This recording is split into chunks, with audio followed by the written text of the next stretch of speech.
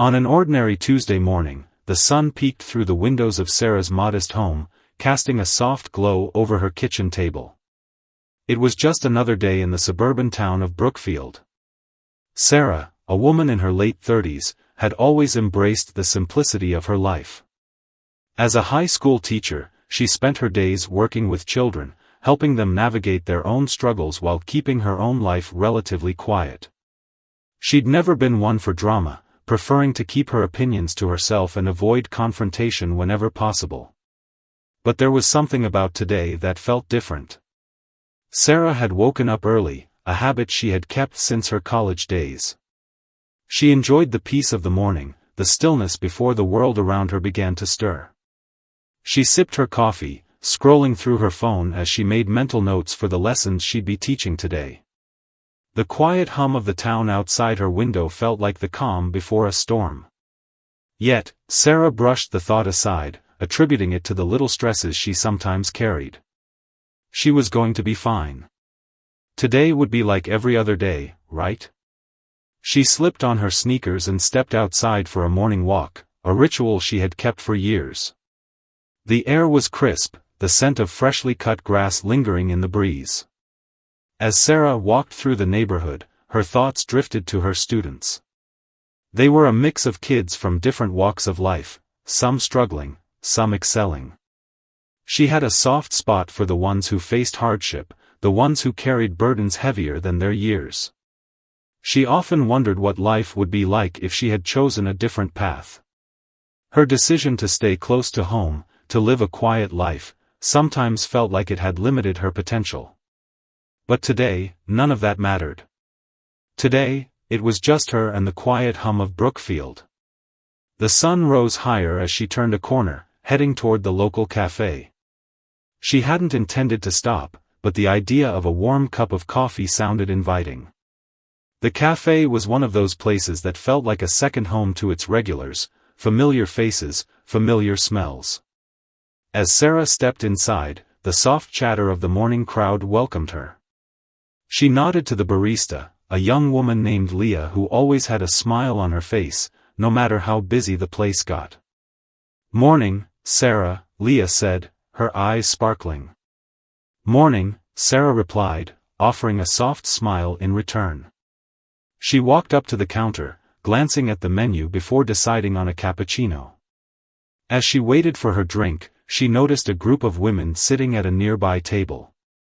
They were laughing a little too loudly, their conversation bubbling over with what sounded like self-righteous indignation. Sarah turned her attention back to the counter, but she couldn't help overhearing their conversation. The women were discussing a recent school board meeting, and from what Sarah could gather, they weren't happy about a new diversity initiative that had been introduced at the local high school. The women spoke in tones that were casual but cutting, as if they were used to the privilege that came with their status. "That's the problem with this town now," one of the women, whose platinum blonde hair was too perfectly styled for the early morning hour, said with a huff. "These kids, they're all a bunch of snowflakes. Don't know how to work hard for anything anymore. And now they're pushing all this nonsense about diversity." Sarah felt a twinge in her chest but kept quiet, her fingers gripping the edge of the counter as she tried to focus on the sound of Leah grinding the coffee beans. The woman continued, not noticing the discomfort her words caused. "They're all just trying to push their agendas. You know, those people. I don't want my kids around people who can't even speak proper English," the woman said, her voice rising with every word. She glanced around the cafe, as if expecting someone to agree with her. Her eyes fell on a group of young immigrant workers sitting by the window. They were quietly sipping their drinks and talking in low voices, clearly unaware that their presence was the target of the conversation. Sarah felt her stomach twist. She had noticed the group earlier, men and women who had clearly been working long hours at a construction site nearby. Their clothes were a bit worn, their skin tanned from the sun, but they looked like any other hard-working people who deserved respect. "They think they're entitled to everything just because they're here," the platinum blonde woman said, and the others at the table nodded in agreement. I don't care if they're working here illegally or not. They don't belong in our town. We worked hard to get where we are. They should go back to where they came from. Sarah could feel her heart rate increase.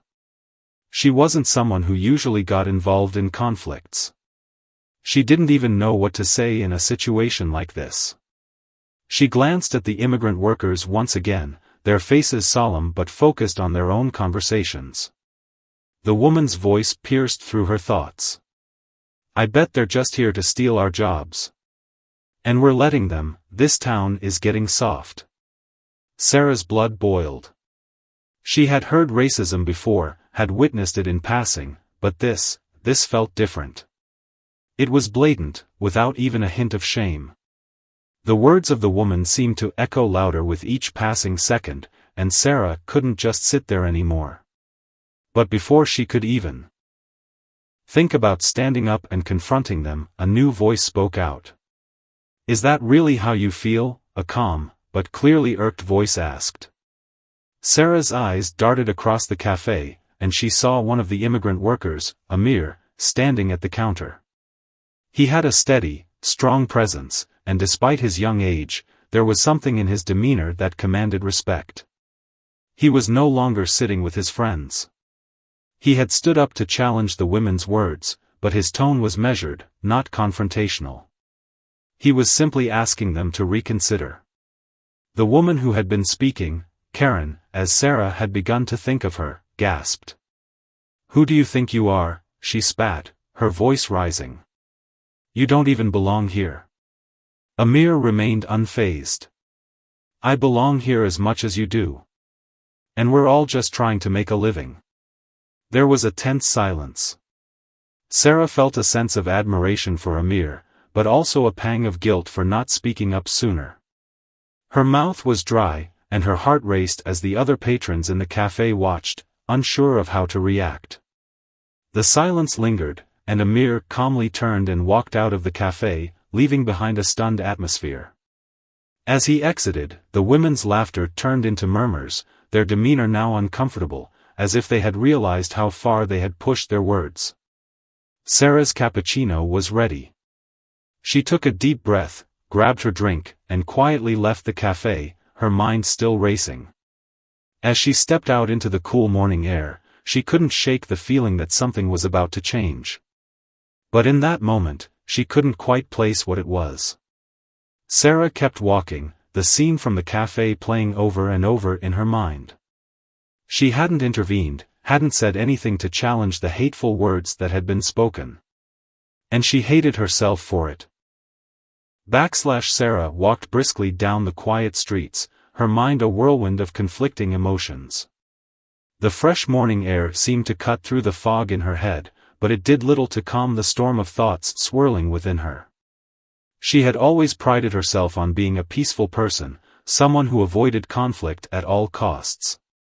But what had happened in the cafe felt like more than just a moment of rude commentary, it was an attack on basic human dignity. She had let it slide, pretending that it was someone else's problem. But now, walking through her neighborhood, it weighed on her like a heavy stone. She couldn't help but replay the scene over and over in her head, those words, the ugly truth they revealed about how deep-seated prejudice still was, even in her small town. As she reached her favorite corner, Sarah's pace slowed, her eyes searching for some distraction. The early morning joggers passed by, their rhythmic footfalls offering no solace. She glanced across the street and saw a young woman with a stroller, her hair pulled back into a messy bun, smiling at her child as they moved past the park. Everything in the world seemed to be happening as it always did, life carrying on, oblivious to the tension she was now feeling. How could the world be so calm when inside her, something was unsettled, broken even? Her phone buzzed in her pocket, snapping her out of her thoughts. It was a text from her colleague, Emma. Can we talk later? Got some papers to go over for next week's meeting. Sarah smiled faintly. Emma was always the practical one, the one who didn't let emotions cloud her decisions. Sarah had been teaching history at Brookfield High for over a decade, and although she was content in her career, she often wondered if she could have done more, had more impact. She'd been part of discussions about diversity in schools, had seen the occasional heated parent meeting, but today felt different. It felt more personal. The words from the cafe hadn't just been casual chatter, they had been an assault on everything she believed in. And she had done nothing about it. She shoved her phone back into her pocket and continued walking, trying to push the thoughts aside. But the image of Amir leaving the cafe, his dignified exit, stayed with her. He had stood up for what was right without raising his voice or becoming violent. That calm strength contrasted sharply with the hate that had been directed at him. And what had she done? Nothing. She had just sat there, a passive observer to the ugliness. Was it fear that had kept her silent? Or was it just a simple avoidance of conflict? Either way, she couldn't shake the guilt that weighed heavily in her chest. The day passed slowly. Her students seemed particularly restless, a few of them squirming in their seats, distracted by the energy of the spring day outside. Sarah struggled to focus on her lesson plans, her mind drifting back to the morning's events. At lunch, she sat with Emma in the teacher's lounge, but she couldn't engage in their usual conversation. Emma was talking about the upcoming faculty meeting, but Sarah's thoughts were elsewhere. Finally, Emma stopped and raised an eyebrow. "What's going on, Sarah? You've been quiet today." Sarah hesitated, looking down at her salad before replying.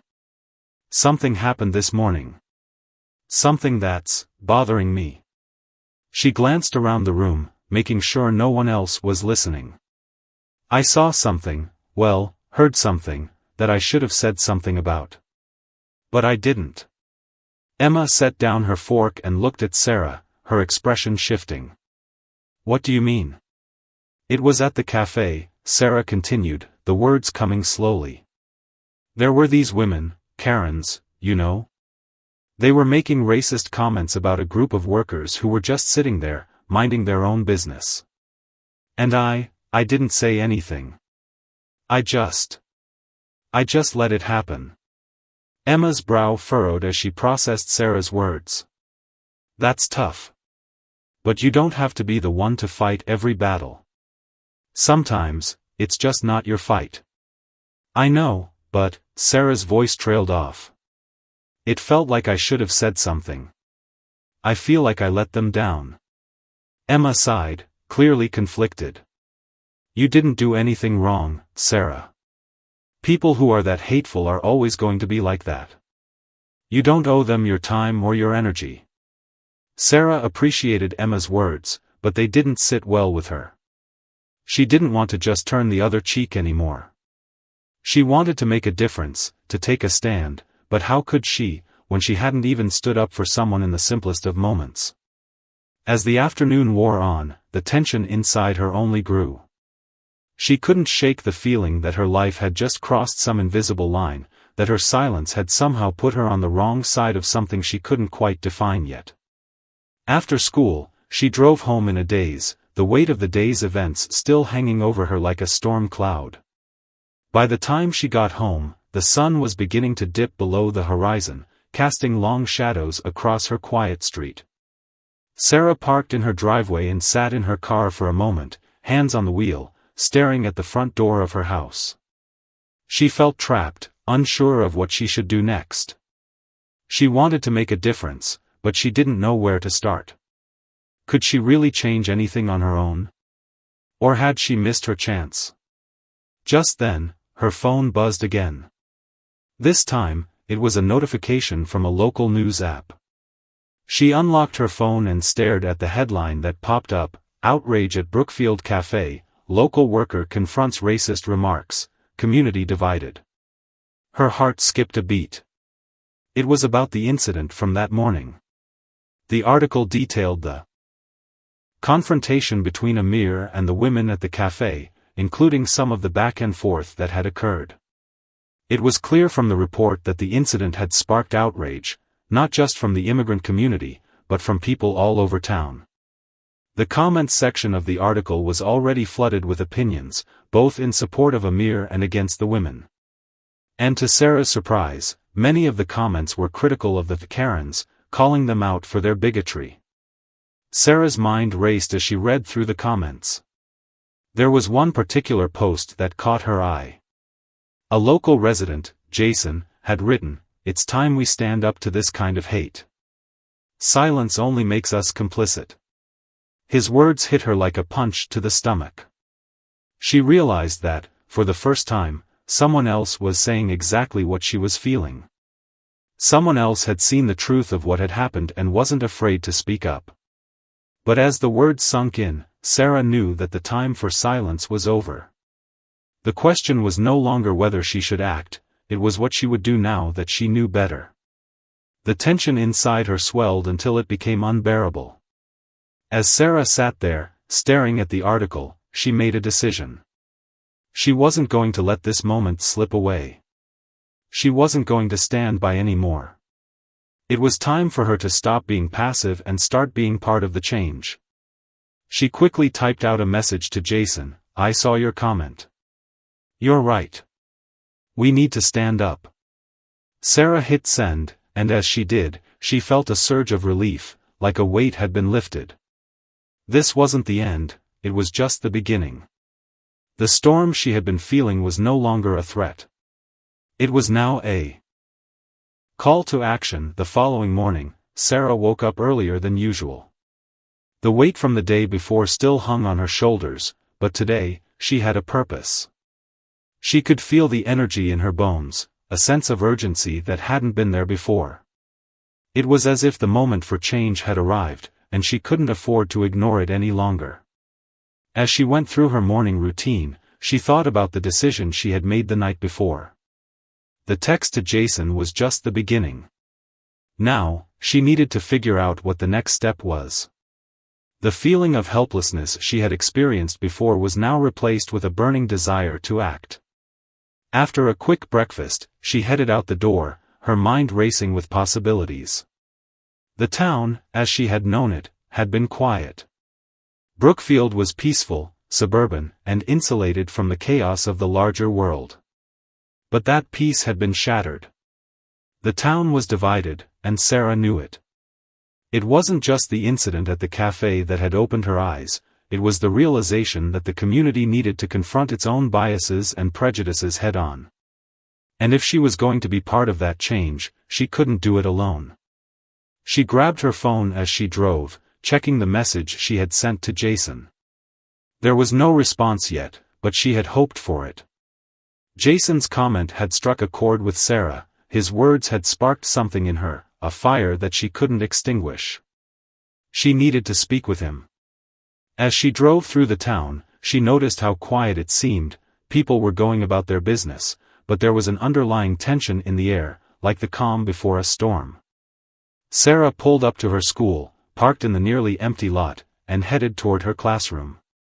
The early morning light filtered through the windows, casting a soft glow across the desks. She set her bag down and sat at her desk, unsure of what exactly she should do next. She needed guidance, and she needed to know where to begin. That's when she remembered something. A few years ago, the school had hosted a community event focused on diversity and inclusion, but it had been a one-time thing, and it hadn't really made a lasting impact. This time, though, she wanted something different, something that would actually create change. As she pondered her thoughts, a knock at the door broke her concentration. Sarah looked up and saw Emma standing in the doorway, a concerned look on her face. "I heard about the incident yesterday. Are you okay?" Sarah nodded but felt her stomach tighten. "Yeah, I'm fine. Just processing everything. I can't stop thinking about it. About what happened. About what didn't happen." Emma stepped into the room and pulled up a chair. "Sarah, I know you're feeling conflicted. I get it. But you've always been the kind of person who thinks things through. You've always been thoughtful and careful about what you say. You don't have to rush into anything." "I know," Sarah replied, "but that's the problem. I've been too careful. I've been too silent. And that silence, it's not okay anymore." It's like every time I avoid conflict, I'm complicit in the hate. Emma sighed, her expression softening. But do you think that confronting people like that really changes anything? What if it just makes things worse? I don't know, Sarah said, her voice shaky. But I do know one thing, I can't keep pretending it's not happening. And I can't keep hiding from the truth. The room grew quiet for a moment as both women sat in contemplation. Finally, Emma spoke. So, what do you plan to do? Sarah looked up at her, determination setting in. I'm going to do something that matters. I'm going to organize a meeting, get people from the community together. And I want to hear from everyone, from all sides. We need to have a real conversation about race, about what happened, and about how we move forward. And I'm not going to let anyone sit on the sidelines anymore. Emma raised an eyebrow. That's ambitious. Do you really think the town is ready for that? I don't know if they're ready, Sarah replied, but I know we can't wait any longer. As the day went on, Sarah began to make calls. She reached out to local community leaders, teachers, and parents. She spoke with Amir, who agreed to attend the meeting, even though he was still recovering from the emotional toll of what had happened. He was hesitant, but Sarah's words had resonated with him. Together, they planned for a town meeting, hoping to create a space for people to openly discuss the issues of racism and prejudice that had been laid bare in that cafe confrontation. By the time the sun had set that evening, the event was officially on the books. The town hall would be held in 3 days, giving people enough time to prepare, but not too much time to forget. The flurry of activity in those hours felt like a whirlwind, each conversation leading to another, each connection leading to something greater. The next few days passed in a blur of preparations. Flyers were posted in the local community center and stores, social media posts were shared, and word of mouth began to spread. Sarah felt the weight of the task ahead, but with every phone call, every meeting, she felt more determined than ever. The response from the community was mixed. Some people were enthusiastic, ready for change, but others were skeptical. Some questioned whether the event would be productive, while others simply didn't think it was necessary. But the more people Sarah spoke with, the more she realized how much this town needed a space to confront these issues. And she knew this meeting was only the beginning. The day of the meeting arrived, and Sarah could feel the tension in the air as she stood outside the town hall. The room was set up, chairs neatly arranged, a microphone placed at the front for people to speak. She was nervous, more than she had ever been before, but she was determined. As people began to trickle in, she could sense the uncertainty among them. Would this be the event that changed things? Or would it just be another fruitless conversation? Amir arrived early, his presence calm but commanding. He shook hands with several of the attendees, offering a smile, though his eyes betrayed the weight of everything he had experienced. When Sarah saw him, she felt a deep sense of gratitude. He was a symbol of the very change she hoped to see. The room slowly filled, and the buzz of conversation grew. The event had begun. Sarah stood at the front, nervously adjusting the microphone, trying to steady her breath. She couldn't shake the feeling that something monumental was about to unfold. The doors opened, and the last of the attendees filed in, including the women from the cafe. They walked in with a sense of pride, as if they were here to assert their position, not to listen. And for a moment, Sarah was struck by how much this moment had already shifted. The discussion began, and the first voices spoke with caution, addressing the incident in the cafe. As the conversation moved forward, Sarah realized that this was just the beginning of something much bigger. It wasn't going to be easy. There would be discomfort, awkwardness, and resistance. But in that moment, she understood one thing: this was the first step toward healing, the first step toward creating a calm. The room had settled into a tense quiet as Sarah stood before the crowd, the weight of her words resting on her shoulders. The conversation had shifted into uncharted territory, where uncomfortable truths began to surface. Each person in the room had their own perspective, their own lived experiences that influenced how they saw the world. Sarah had always been someone who listened more than she spoke, but now, she couldn't stay silent. The room was full of people who needed to hear the truth, people who needed to confront their biases if they were ever going to move forward. Amir, sitting in the front row, gave her a small nod of encouragement.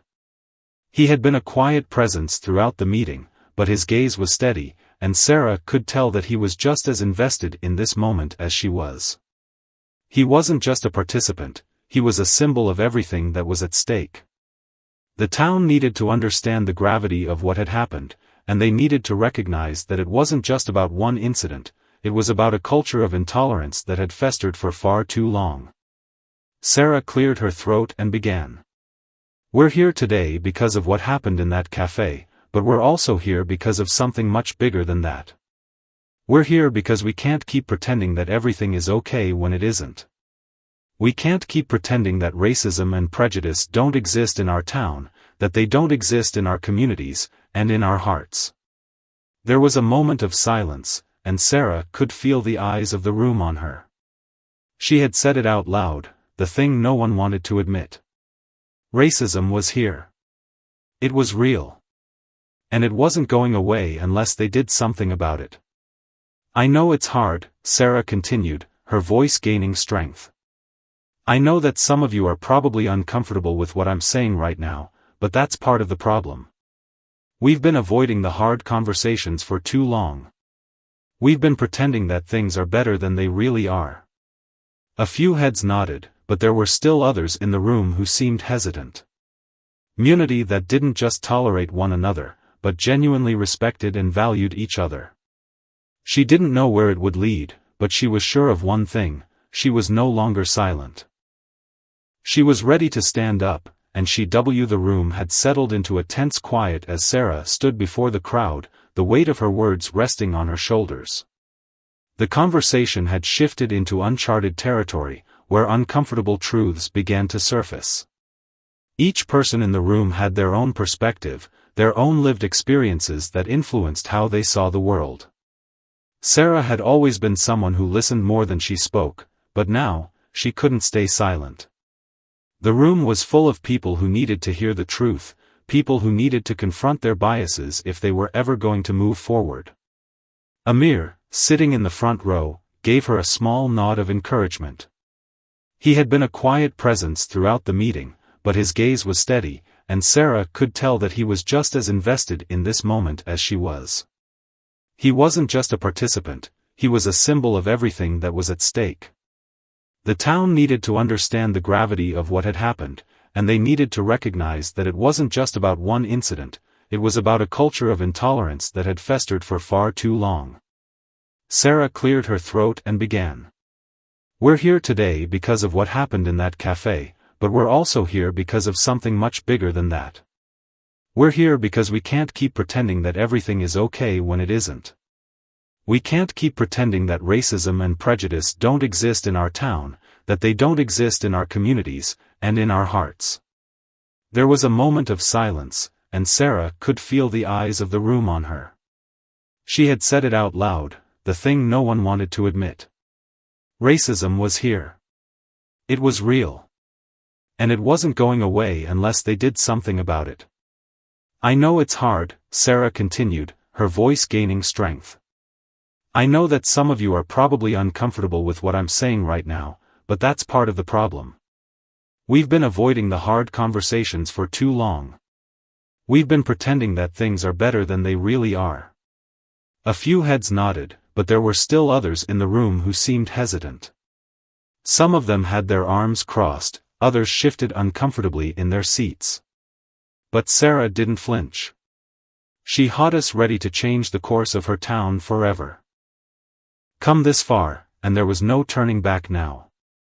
Amir and I, we know what it's like to be on the receiving end of prejudice, Sarah said, her voice softening as she turned toward him. Amir's been living with this his whole life, and so have many of you. I know it's hard to confront these things. But if we want to move forward, if we want to heal, we have to start by acknowledging the pain. We can't fix what we refuse to see. Amir looked at her, his expression unreadable, but there was a flicker of something in his eyes, a mixture of gratitude and sorrow. He was glad that Sarah had spoken, but the truth she had shared had cut deep. He had lived with this weight for so long, and now, the whole town was forced to reckon with it. The conversation shifted again, this time to a woman sitting in the back of the room. She had been one of the more vocal opponents to the meeting from the start, and she now stood up, her voice sharp and defensive. I don't understand why we're making such a big deal about one incident. We've all had our disagreements, but that doesn't mean we should label everyone as racist. Sarah took a deep breath, her frustration bubbling just beneath the surface, but she kept her composure. I'm not saying that everyone is racist. What I'm saying is that we need to be honest with ourselves. This town, this country, has a history of racism, and it doesn't just disappear because we want it to. We can't pretend that we don't see the disparities in how people are treated based on the color of their skin. The incident at the cafe wasn't an isolated event, it was a symptom of something much larger. The woman from the back seemed to bristle at Sarah's words, but the room had started to shift. More people were speaking up now, sharing their own stories of discrimination, big and small. There was a noticeable change in the atmosphere, a sense of realization beginning to settle in. People were starting to understand that this wasn't just about one person or one interaction, it was about a culture of silence and complacency. As the meeting continued, Sarah felt a shift in herself as well. She had always been the kind of person who avoided conflict, who tried to keep the peace. But now, she realized that peace was a lie, a fragile, false thing that hid the truth. The more she spoke, the more she understood that silence wasn't just a passive choice, it was an active one. When you stay silent, you are complicit. After an hour of difficult conversations, the crowd began to thin, but the energy in the room hadn't dissipated. People were still talking in small groups, still exchanging their thoughts, some of them challenging each other, others listening intently. Sarah felt a quiet sense of accomplishment, though she knew this was only the beginning. This meeting had started a fire, but it was up to everyone in the room to keep it burning.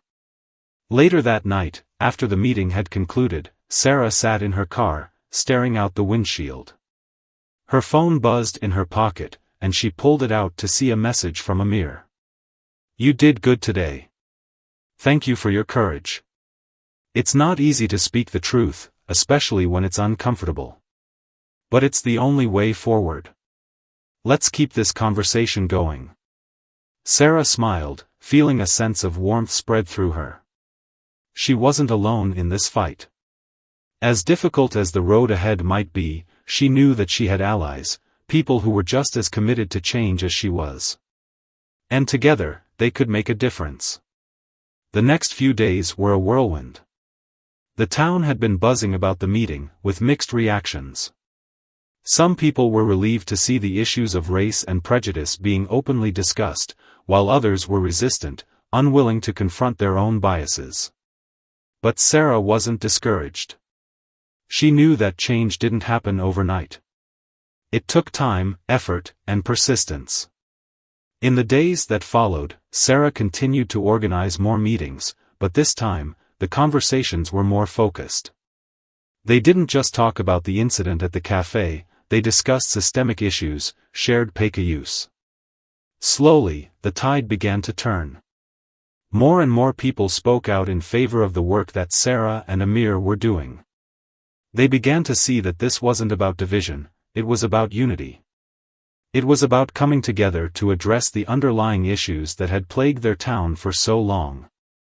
Sarah stood tall in the face of opposition, knowing that this was a fight worth fighting.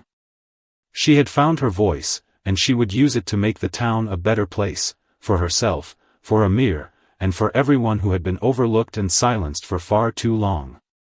The road ahead would be long, and the challenges would be many, but personal experiences, and began to formulate ways to address the inequalities that had been allowed to fester for so long. The dialogue was messy, sometimes heated, but it was necessary. It was the first step in dismantling the walls that had been built over generations. Then, just when things seemed to be shifting in a positive direction, a new challenge arose. A local politician, who had been outspoken about his opposition to the town hall meeting, publicly criticized Sarah and her efforts. He called her actions divisive and unnecessary, and his words stirred up a new wave of resistance. But instead of backing down, Sarah felt her resolve harden. She had known this wouldn't be easy. She had known there would be pushback. The politician's comments only fueled her determination. She reached out to the local. As the days turned into weeks, Sarah's resolve was put to the test in ways she hadn't imagined. The political pushback from the local leader, along with the town's increasing division on the issue, had begun to affect her personally. She had always been a private person, someone who found comfort in the quiet spaces of her life, but now her name was being spoken by many, and not all of it was positive. Social media was flooded with conflicting opinions, and every conversation she had seemed to carry an undercurrent of tension. But Sarah wasn't someone who would back down.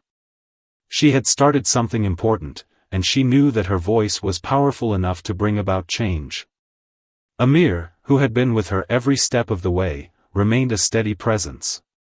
He had his own demons to face, living with prejudice for years, watching his town struggle with its own biases, but now, more than ever, he was determined to make sure that the moment they had started wasn't lost. "It's not going to be easy," he would often say to Sarah, his tone calm but firm. "But it's worth it. And I've never been one to back down from a fight that matters." Their collaboration had become something more than just shared ideals, it had become a partnership in the truest sense of the word. They worked together, navigating the challenges, planning the next steps, and keeping each other focused when the weight of the situation threatened to overwhelm them. They were two voices against the tide, but together, they knew they had the power to change the course. The next major challenge came in the form of an incident at the local high school. A group of students had been caught bullying a young black boy during lunch. The incident wasn't particularly unusual. Schoolyard bullying was something that happened all too often, but this time, it was different. The boy, Jason, was an honor student and a member of the school's sports team. He had always been well-liked, known for his positive attitude and leadership skills. But that day, the cruelty he faced wasn't just the typical adolescent teasing, it was something darker.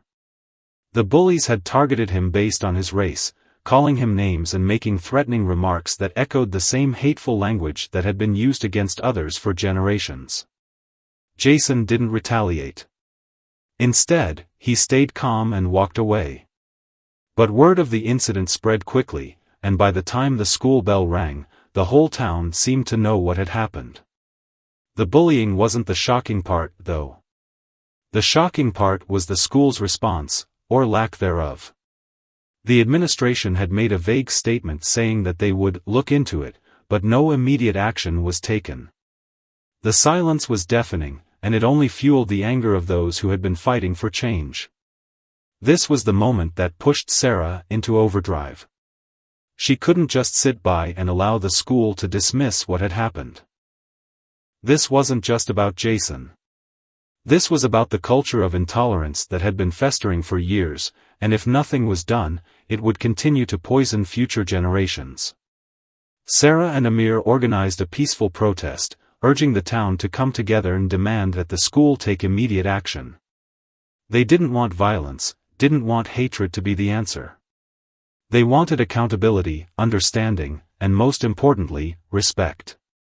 The protest was scheduled for a Saturday afternoon, and though it was short notice, the response was overwhelming. People from all walks of life showed up, young and old, black and white, all united in their desire to see change.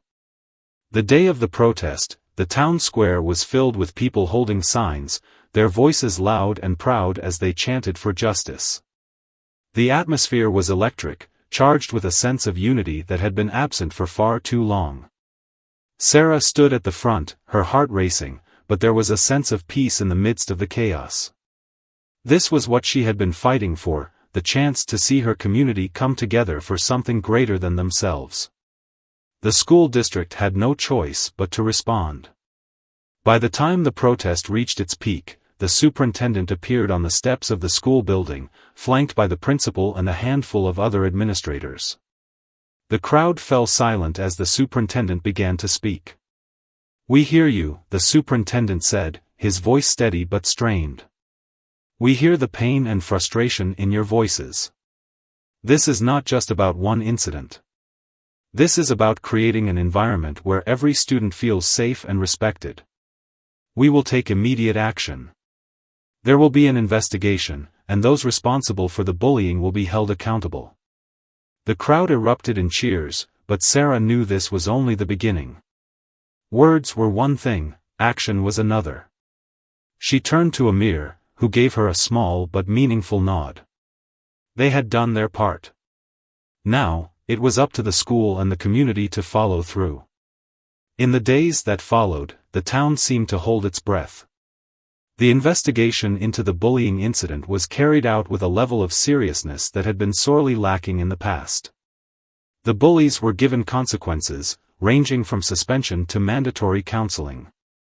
The school also implemented new policies designed to address bullying and harassment, with a special focus on creating a more inclusive environment for students of all races.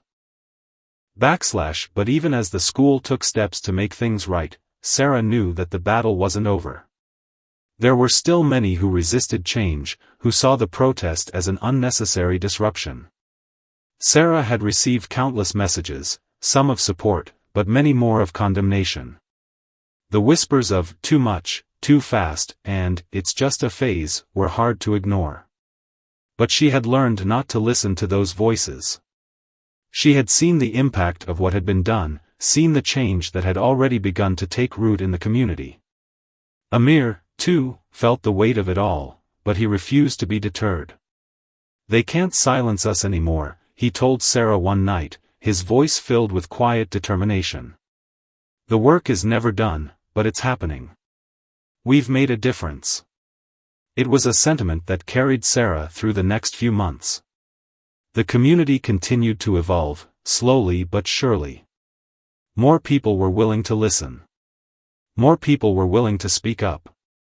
The school became a focal point for discussions about race and inclusion, hosting workshops and bringing in speakers to educate students and faculty alike. The conversation had shifted from one of silence to one of action, and for the first time in years, Sarah could see the possibility of real change. But it wasn't just the town that was changing. Sarah herself had transformed through this journey. She had gone from a quiet observer to a passionate advocate, learning to use her voice in ways she never thought possible.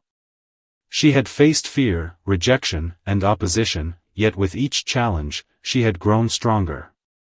As she stood at the front of another community meeting, this time discussing the next steps in their work for racial justice, Sarah felt a deep sense of fulfillment. She knew that there was still much to be done, but for the first time, she felt a sense of hope.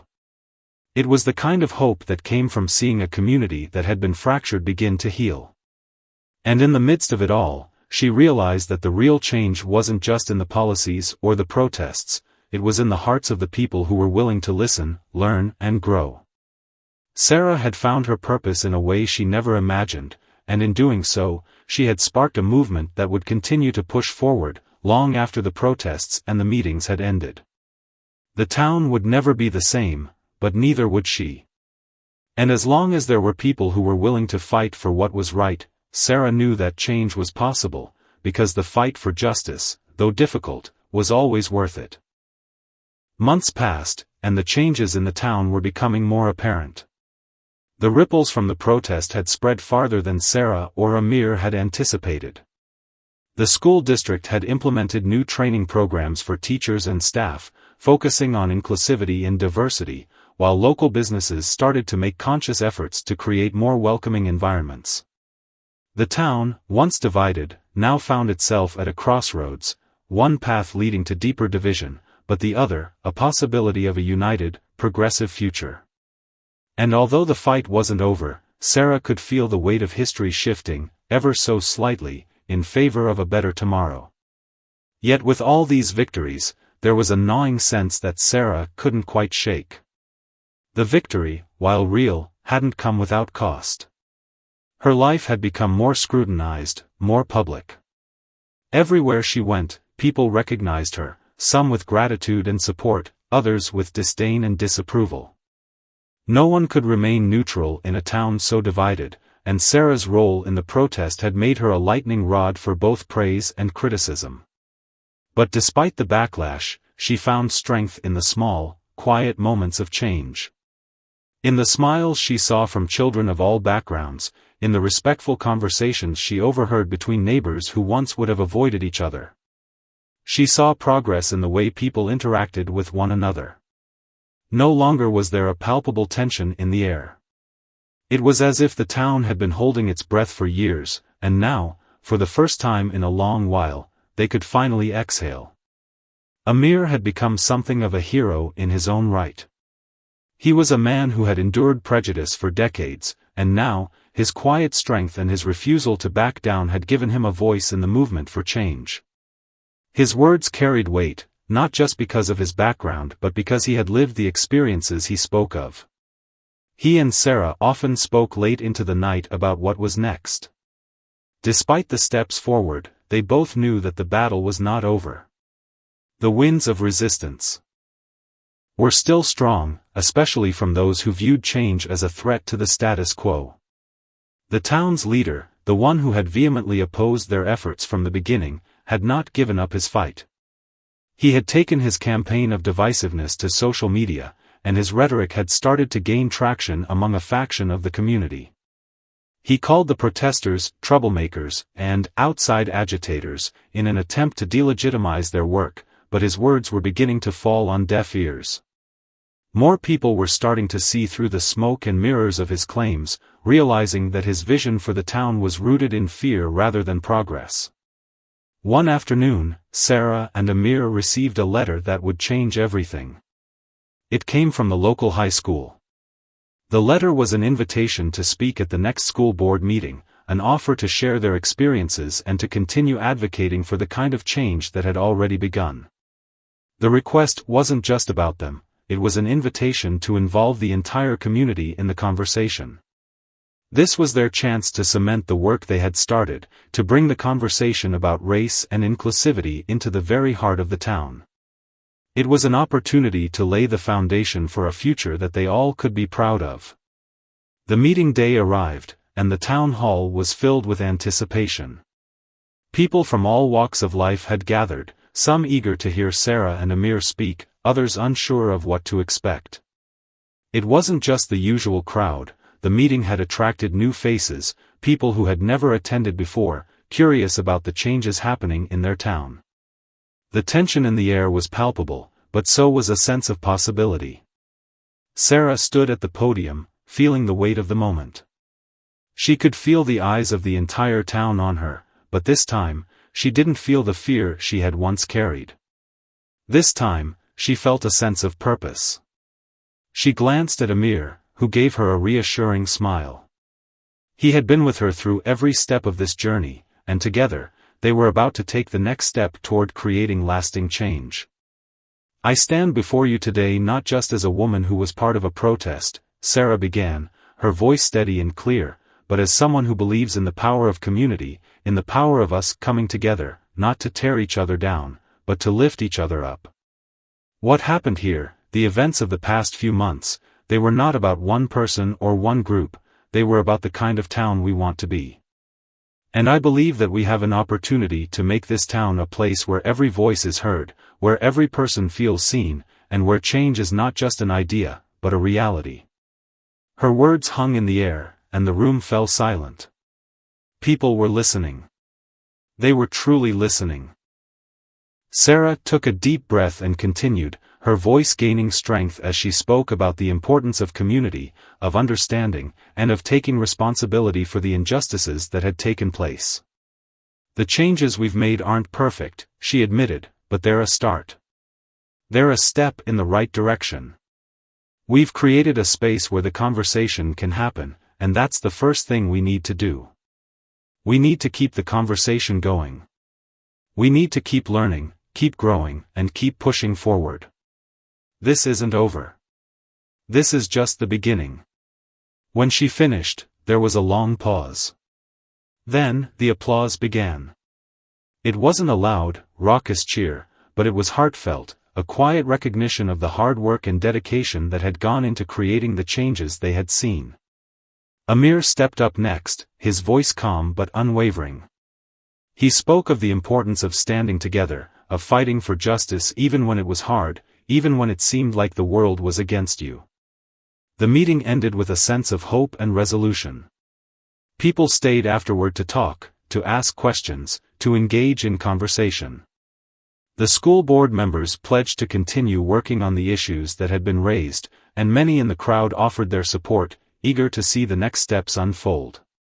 As Sarah and Amir left the meeting, they couldn't, because when ordinary people like Sarah and Amir decided to stand up for what was right, extraordinary things could happen.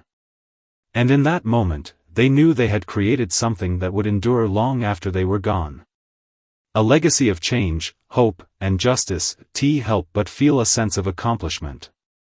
They had started a conversation that had led to real change, and although they knew the road ahead would still have its obstacles, they felt hopeful.